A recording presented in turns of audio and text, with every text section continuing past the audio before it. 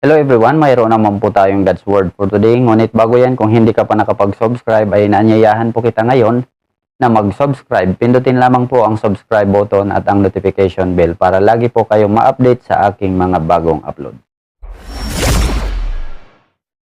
Now, ang teksto po nating pag-uusapan ay nandito po sa Kawikaan 24:14. Ang sabi, ang karunungan naman ay mabuti sa kaluluwa. Kaya hanapin mo ang kaalaman at magkakaroon ka ng magandang kinabukasan. Ang ating pag-uusapan ngayon, ang kaalaman at karunungan ay susi ng kaligtasan natin. Bakit ang kaalaman at karunungan ay susi ng kaligtasan natin? Mayroon po tayong tatlong rason. Ang una, dahil ito ay naglalaman ng gabay at katuruan sa ikabubuti ng ating kaluluwa. Ang sabi po sa talata na ating teksto, ang karunungan naman ay mabuti sa kaluluwa. So, ibig sabihin, pag sinabing mabuti sa kaluluwa ang karunungan, ibig sabihin po nito, mapapabuti, mailalagay sa tamang lugar, ligtas at hindi mapapahamak ang ating kaluluwa. Pag sinabing gabay at katuruan sa ikabubuti ng ating kaluluwa, meaning, hindi maliligaw ang ating buhay. Nasa tamang direksyon, nasa tamang instruction, hindi nadaya, hindi naloko sa mga mapagkunwari. Kaya huwag baliwalain ang karunungang may dalang aral, may dalang balita para sa ating ikaliligtas. Halimbawa na lang kapatid, may isang buting muriatic, isang buting asido, isang buting kimikal na nakakalason sa katawan. Pag wala kang kaalaman dito, pag hindi mo alam na nakakalason to, o di kaya'y walang gabay, walang instruction kung ano ito, at kahit sa amoy ay wala kang ideya, ikakapahamak ito ng ating katawan. Ganon din sa ating kaluluwa. May mga bagay tayong ginagawa, labag sa Diyos, may mga mensahe at pabalita na sa atin na atin lamang binabaliwala. Na iyon sana ang magliligtas sa atin para mailayo tayo sa pagkapahamak. Pero kung ayaw nating makinig, ayaw nating mag-response, mapapahamak din ang ating kaluluwa sa impyerno. Kaya napakahalaga ng papel ng karunungan at pagkaunawa sa buhay natin. Dahil ito ay gabay at katuruan upang hindi tayo mapahamak balang araw. So bakit ang kaalaman at karunungan ay susi ng kaligtasan natin? Una, dahil ito ay naglalaman ng gabay at katuruan sa ikabubuti ng ating kaluluwa. Number 2, dahil ito ay magbubukas at maghahatid sa atin sa tunay at tamang pagkaunawa. Kaya nga ang sabi ng Bible na ipangaral ang mabuting balita sa lahat. Sabi po sa Marcos 16:15, at sinabi ni Jesus sa kanila, habang kayo'y humahayo sa buong mundo, ay ipangaral ninyo sa lahat ng tao ang magandang balita. Ano ang dulot ng magandang balita? Sabi naman po dito sa Efeso 1:13, kayo man ay naging bayan ng Diyos matapos ninyong marinig ang salita ng katotohanan, ang magandang balita na nagdudulot ng kaligtasan. Yung magandang balita pala kapatid ay nagdudulot ng kaligtasan.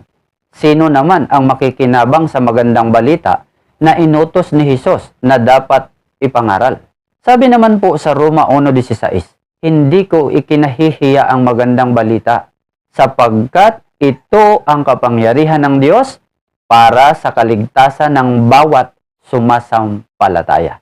So, ang makikinabang sa magandang balita, yung taong sumampalataya sa magandang balita. So, ang kaalaman tungkol sa kaligtasan, kapag wala tayong proper na pagkaunawa dito, na akala natin makukuha ito sa mabubuting gawa, sa sariling pagsisikap, sa sariling pamamaraan na para bang dinadala at pinapaikot natin ang kaligtasan sa ating sariling kamay, ito po ay hindi tamang understanding, hindi tamang pagkaunawa sa kaligtasan. Kaya pag hindi tama ang pagkaunawa tungkol sa kaligtasan, hindi tayo maliligtas sapagkat hindi natin ito magagawa ng tama. Ang sabi ng iba, basta't mabuting tao ka lang daw, gumawa ka lang ng mabuti, nagpakadibuto ka lang ay maliligtas ka na. Ibig sabihin, kung kaya na pala nating iligtas ang ating sarili sa pagpapakabuti, hindi na natin kailangan ng tagapagligtas. Hindi na pala natin kailangan si Jesus. Hindi ko sinabing hindi na tayo gumawa ng mabuti. Pero kung tungkol sa paraan ng kaligtasan, hindi po ito ang tamang paraan. Dahil nga sinasabi ng Bible sa Roma 3:23 na ang lahat ay nagkasala. Kailangan tayong matubos. Kailangang may magligtas sa atin. Ibig sabihin, ang iniisip nating paraan na pagpapakabuti ay mangingibabaw pa rin ang bigat at dami ng kasalanan dahil nga tayo ay makasalanan. Kaya hindi tamang solusyon ang iniisip nating pagpapakabuti lamang para maligtas. Kung gayon, ano pala ang tamang turo sa Bible tungkol sa kaligtasan? Ito po mga kapatid ay napakagandang tanong. At ang sagot ay nandito po sa 2 Timoteo 3:15. Ang sabi dito, mula pa sa pagkabata ay alam mong ang banal na kasulatan ay nagtuturo. Take note, ang banal daw na kasulatan ay nagtuturo ng daan ng kaligtasan sa pamamagitan ng pananampalataya kay Kristo Jesus. Pananampalataya pala kay Jesus ang paraan ng kaligtasan. Ito ang tamang kaalaman. Ito ang tamang instruction. Ibig sabihin, magsisimula sa ating pasya. Dito sa puso na magpapasya kang magbago. Magpapasya kang tanggapin si Jesus bilang iyong Panginoon at tagapagligtas. Magpapasya kang sumampalataya kay Jesus ng buong puso.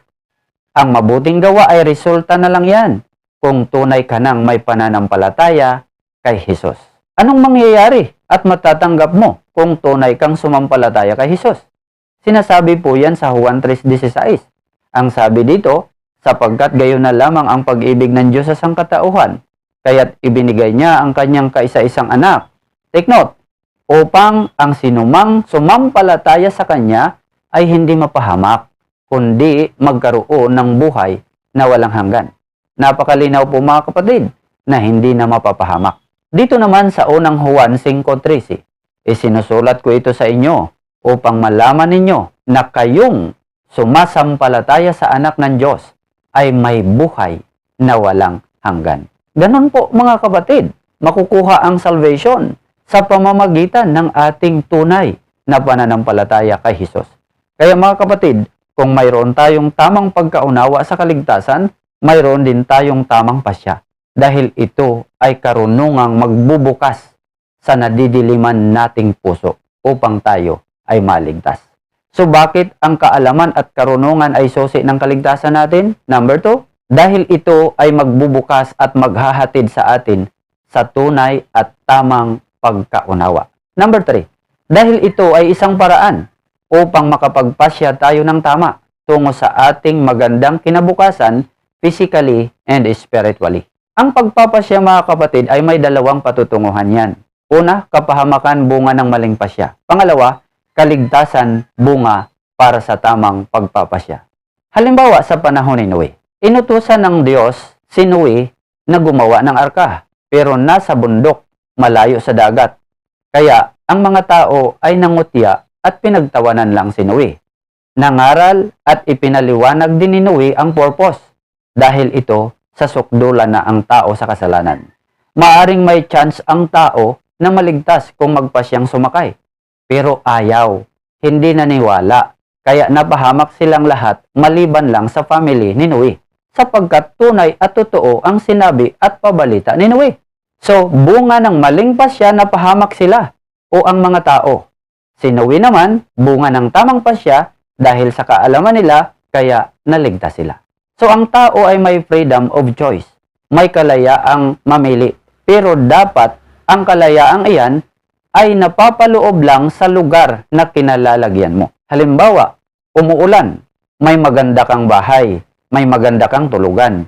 Ngayon, pinili mong matulog, humiga sa labas habang umuulan. Natural, di ka makakatulog niyan. Giginawin ka, baka magkasakit ka pa. Alam mong may maganda ka na sanang tulugan? Ito'y maling pasya. Another example, maraming pagkain sa iyong harapan. Tapos, pinili mong huwag kumain. Nanginginig ka na sa gutom, nagka-ulcer ka, hanggang sa magkasakit. Samantalang mayroon naman sanang pagkain na pwedeng kainin. So, may maling pasya. Nasa barko ka, ang kalayaan mo ay ang tumayo, lumakad sa lugar lang ng barko. Pero kapag tumalon ka, hindi na tamang pasya yan. Ikakapahamak mo na. Kaya ganito mga kapatid ang pagkagawa ng Panginoon sa atin. May kalayaan po tayong mamili at magpasya pero doon lang sa lugar na nababagay o karapat-dapat na hindi tayo mapapahamak. Kapag sumubra o nagpasya ka ng hindi tama at wala na sa lugar o sitwasyon na para sa ikabubuti mo, sigurado mapapahamak tayo. Iyan po yung nangyari kila Adan at Eva. Binigyan ng Diyos ng magandang lugar sa hardin. Maraming prutas na makakain, lugar na tahimik, masaya, at walang sakit o problema. May instruction ang Diyos sa hardin na may isang puno na hindi nila pwedeng kainin. Pero lumampas sila. Nagpasya ng labag sa Diyos.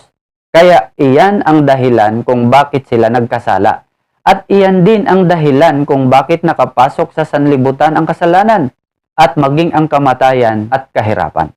Kaya pinalaya sila ng Diyos sa hardin at namumuhay na sa paghihirap sa pamamagitan ng pagtatrabaho, makakain lang. Si Eva naman ay paghihirap sa pamamagitan ng panganganak. Kaya kung gusto natin mga kapatid ang kaligtasan o buhay na walang hanggan, buhay na wala ng kamatayan, buhay na hindi na magkakasakit, buhay na wala ng pagod, nasa ating kamay ang pagpapasya. Nahatidan ka na ng mensahe, nahatidan ka na ng aral, instruction, may kaalaman ka na rin kung ano ang dapat mong gawin.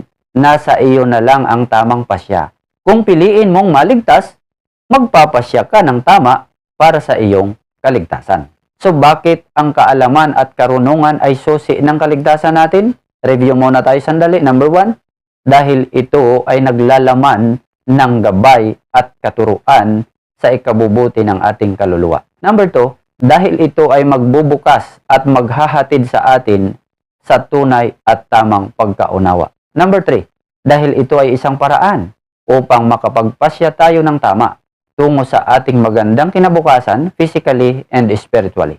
Para naman po sa ating application, mga kapatid, ang kaligtasan ay regalo ng Diyos. Hindi para sa relihiyon o kung sinong espesyal na tao sa mundo, kundi ito ay para sa ating lahat, anuman ang katayuan sa buhay. Subalit ang kaligtasang ito na regalo ng Diyos ay hindi ipinipilit, hindi ipagsiksikan at hindi ipinagmamakaawa sa tao, kundi ito ay sa nais at kusang magpasyang tanggapin ang regalong ito. Kung ayaw mo ng kaligtasan, kung ayaw mo ng buhay na walang hanggan, pasya mo yan. Nais ka lang naman sanang pagmalasakitan upang maligtas. Pero kung ayaw mong maligtas, ito ay pagsisisihan mo habang buhay na wala ng second chance pa kung huli na ang lahat. At isa rin sa mga dapat tandaan na kung nais nating magpasya para sa kaligtasan, hindi rin ito ibibigay sa paraang gusto natin. Nasasabihin natin, tanggapin ko yan at magpapasya ako Lord, pero ito pa rin ang gagawin ko. Ako pa rin dapat ang masusunod. Hindi po ito pwede sa ating Panginoon. Kung nais nating magpasya para sa kaligtasan natin, dapat hayaan at tanggapin nating si Jesus na dapat ang masusunod sa buhay natin at mamumuhay na tayo sa paraang gusto niya, hindi sa paraang gusto natin.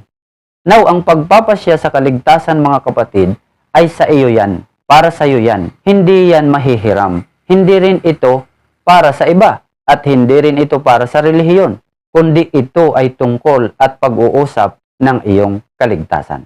Kaya kung nais mong maligtas, nais mong magkaroon ng assurance of salvation, kung nais mong magkaroon ng buhay na walang hanggan, na wala ng kamatayan, oras na para magpasya kang tanggapin si Jesus sa puso mo bilang iyong Panginoon at tagapagligtas. Sumampalataya ka sa Kanya ng buong puso at mamuhay ka sa Kanyang kalooban. Now, maglilid po ako ngayon ng isang panalangin kung sino ang nais magpasya at sumuko sa Panginoon.